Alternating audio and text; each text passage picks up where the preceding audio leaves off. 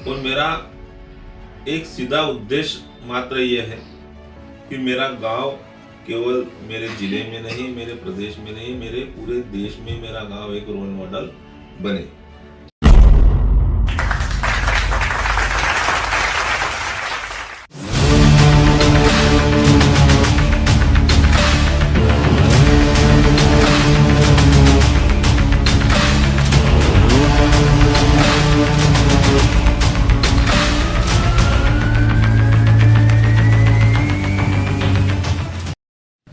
मेरा नाम हेमंत अरुण पाटिल है और मैं बुरहानपुर जिले के ग्राम लोनी का निवासी हूँ। चूँकि मेरे बचपन के बारे में जो आप पूछ रहे हैं, तो मेरा पूरा परिवार शुद्ध रूप से कृषक परिवार रहा है और मेरे पिताश्री एक व्यापारी के तौर पर मेरे पिताजी ने अपना कार्य शुरू किया।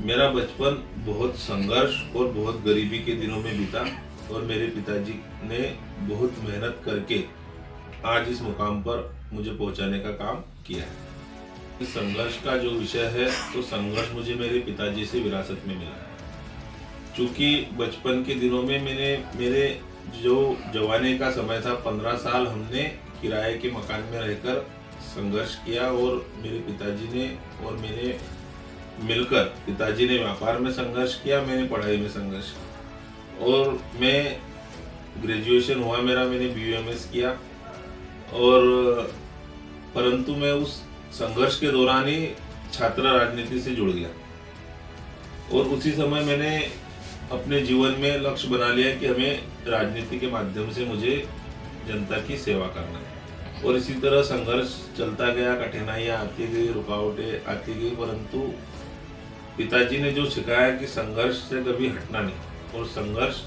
करते हुए लड़ते रहना है, इसी उद्देश्य और इसी संदेश को लेकर मैं आज ग्राम पंचायत लोनी में मेरी धर्मपत्नी सरपंच निर्वाचित। मैं आपको बताऊं कि शुरुआती दिनों में, कॉलेज के दिनों में मैं कुछ मेरे साथियों के साथ जुड़ा और उसी समय मुझे राजनीति में आने का मौका मिला और चूंकि 2003 के बाद मैं जिस दल से जुड़ा उसका समय खराब चालू हुआ था और हमारे क्षेत्र में जिला पंचायत के चुनाव होना है, तो हमारे क्षेत्र में जिला पंचायत का चुनाव विपक्ष के एक दमदार कद्दावर व्यक्ति लड़ रहे थे और कोई उम्मीद नहीं थी, कोई लड़ने को तैयार नहीं थी। उस समय मैंने ठाना कि चुनाव लड़ना है, हार जीत सब ऊपर वाले का इच्छा पर निर्भर करता है और मैंने उस समय जिला पंचायत का पहला चुनाव लड़ा और मैं मात्र 27-28 वोटों से पहला चुनाव हार गया। पर उस समय भी मैं मेरे गांव से पहली बार, मैं जिस दल कांग्रेस से आता हूँ उस दल के नाम पर मैं पहली बार भी मेरे गांव से चुनाव जीता। दूसरी बार पुनः वही मौका आया, पुनः चुनाव लड़ा, पुनः मैं 17-18 वोटों से हार गया। हिम्मत तो टूटना ही थी, फिर भी मुझे गर्व था कि मैं मेरे गांव से दोबारा जीता। फिर तीसरी बार मौका आया कि सरपंच चुनाव लड़ना है। मेरे सब साथियों लोग, सब वरिष्ठ लोगों ने बैठकर निर्णय लिया कि चुनाव लड़ना है, परंतु कुछ परिस्थितियां ऐसी बनी कि मेरी न इच्छा होते हुए भी मुझे चुनाव लड़ना पड़ा।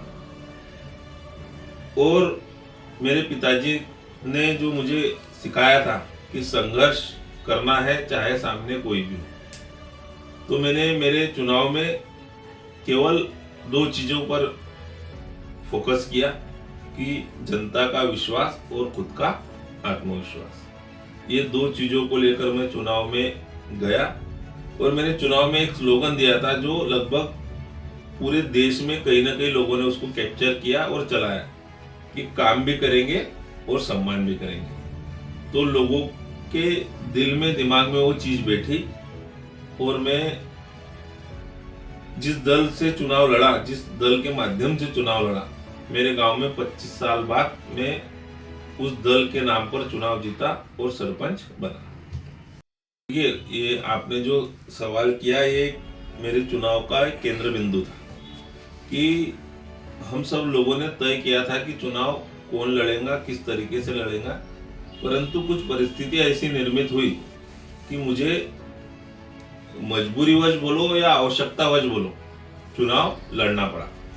और मैं मेरे गांव के सभी साथियों के सहयोग से, मेरे गांव के सभी निवासियों के सहयोग से चुनाव पूरी ताकत से लड़ा। और विशेषकर मेरे युवा साथी जिनके वोट भी नहीं थे, उन्होंने मुझे भरसक सहयोग किया, भरसक मेरा साथ दिया और मैं मात्र 19 वोटों से मेरे गांव में चुनाव जीता। जो मुझे मेरे गांव के वासियों ने जो मुझ पर विश्वास किया, मैं लगभग 3 साल हो गए चुनाव, और मेरा एक सीधा उद्देश्य मात्र यह है कि मेरा गांव केवल मेरे जिले में नहीं, मेरे प्रदेश में नहीं, मेरे पूरे देश में मेरा गांव एक रोल मॉडल बने। क्योंकि मैं भी एक युवा हूँ और दौड़ सकता हूँ, भाग सकता हूँ, समझ सकता हूँ, और लगभग सभी योजनाओं की सभी अधिकारियों से मुझे अच्छा सहयोग मिलता है और जानकारी भी लगभग पूर्ण है। तो मेरा उद्देश्य मात्र यह है कि मेरा गांव पूर्ण रूप से विकसित हो और पिछले 3 सालों में जो काम 20-25 सालों में नहीं हुए थे, मैंने करने का प्रयास किया और उनको पूरा किया। मैं आपके माध्यम से बताना चाहता हूँ कि मेरे गांव में एक शॉपिंग कॉम्प्लेक्स का निर्माण हमने कराया। क्योंकि जगह मेन हाईवे से लगी हुई थी, परंतु गंदगी बहुत थी, अतिक्रमण बहुत थे। तो मैंने गांव वालों से जिनके कब्जे थे उनसे निवेदन किया कि भाई हम यहाँ एक अच्छा ही शॉपिंग कॉम्प्लेक्स बना सकते हैं। तो पंचायत में राशि का अभाव होने के बावजूद हमने लगभग 50 लाख रुपए का शॉपिंग कॉम्प्लेक्स गांव में बना के दिया है और आज वो पूर्ण रूप से बनकर तैयार है। और गांव की बहुत सी सुविधाएं, जैसे स्ट्रीट लाइट चालू करा दिया। गांव में रोज कचरा वाहन हर घर तीसरे दिन जाता है और कचरा हर घर से उठा के अपने नियत स्थान पर डालता है। उससे गांव में गंदगी लगभग खत्म हो गई है। और मेरा सीधा प्रयास है कि सफाई और रोजगार, ये 2 उद्देश्य मेरे गांव में पूर्ण होने चाहिए।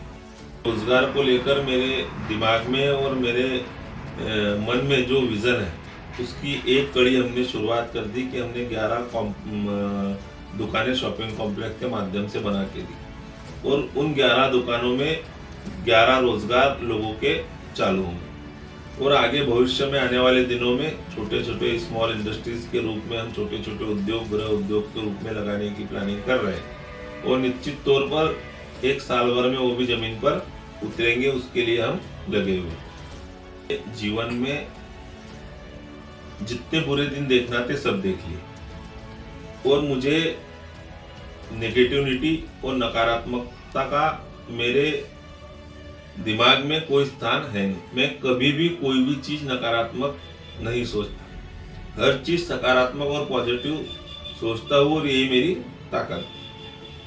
और रही लोगों की क्रिया प्रतिक्रिया की बात, तो जब मैं चुनाव लड़ा तो केवल मैं और ईश्वर जानता था कि मैं चुनाव जीतूंगा, परंतु गांव के अधिकतर लोग, अधिकतर बुद्धिजीवी, अधिकतर नेता नगरी के लोग, जिले के लोग कोई विश्वास करने को तैयार नहीं था कि ये बंदा गांव से चुनाव जीत सकता था, क्योंकि मेरे सामने मेरे क्षेत्र के कद्दावर व्यक्ति चुनाव लड़ रहे थे। चुनाव जीता, नकारात्मक बातें आती है। अब काम करने लगा तो लोग बोलने लगे, एक घर से पैसा लगा दे रहा है, बर्बाद हो जाएगा, ये हो जाएगा, वो हो जाएगा, कर नहीं पाएगा, इसको पंचायत चलाने नहीं देंगे। तरीके की परेशानियों का सामना ये तो पंचायती राज में और राजनीतिक जीवन में करना पड़ता है और मुझे भी करना पड़ा। परंतु मुझे खुद पर और मेरे कामों पर विश्वास है कि मैं सब चुनौतियों को जनता के सहयोग से और सही काम से पार कर जाऊंगा और कर रहा हूं।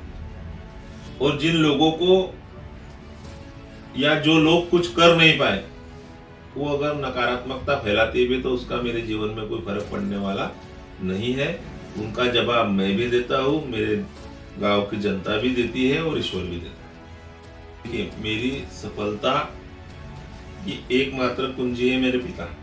उन्होंने मुझे जो ताकत, जो हिम्मत और जो संघर्ष करने की शिक्षा दी है, उसी बदौलत मुझे आज सफलता मिल पाई। और मेरे राजनीति करने का एक तरीका जो मेरे लिए कभी कभी बहुत बुरा भी साबित होता है, परंतु मेरा जो नेचर है, जो मेरा व्यवहार है, वो है। आपको आपके माध्यम से मैं बताना चाहता हूँ कि मैं राजनीति या